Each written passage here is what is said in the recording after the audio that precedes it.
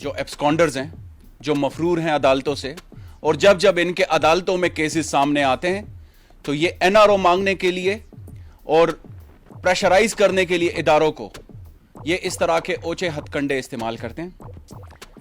ان کو وزیر اعظم عمران خان کی جانب سے کبھی این آر او نہیں ملنا، لیکن ان کا ایک وتیرہ رہ چکا ہے کہ یہ مخالفین کو عجیب طریقوں سے، عجیب ہتھ کنڈوں سے ان کے ذاتیات کے اوپر نشانہ بناتے ہیں۔ خواتین کی بے حرمتی کی اور خواتین کی بے عزتی کرنے کی ان کی ایک تاریخ ہے نون لیگ کی، نصرت بھٹو مرحومہ سے لے کر بے نظیر بھٹو شہید تک، اور اگر آپ ریسنٹ پاسٹ کو دیکھ لیں تو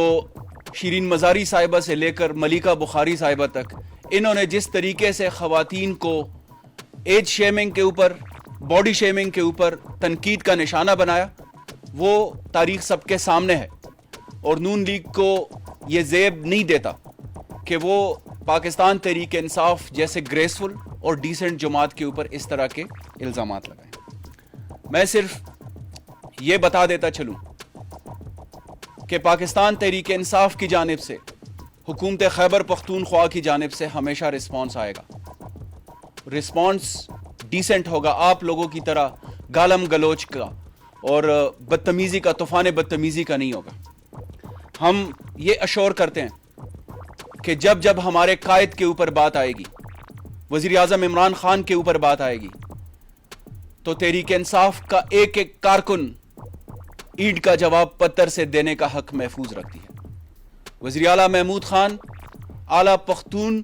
اور اسلامی اقدار کے امین ہے، وہ خیبر پختونخوا کے 4 کروڑ آبادی کا نمائندہ ہے، اور انہوں نے نون لیگ کو، پیپلز پارٹی کو، جے یو آئی کو کل آئینہ دکھایا ہے۔ کل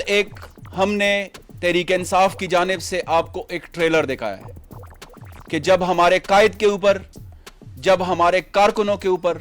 جب ہمارے خواتین کے اوپر بات آئے گی تو ہم بھی اپنے دفاع کا حق محفوظ رکھتے ہیں۔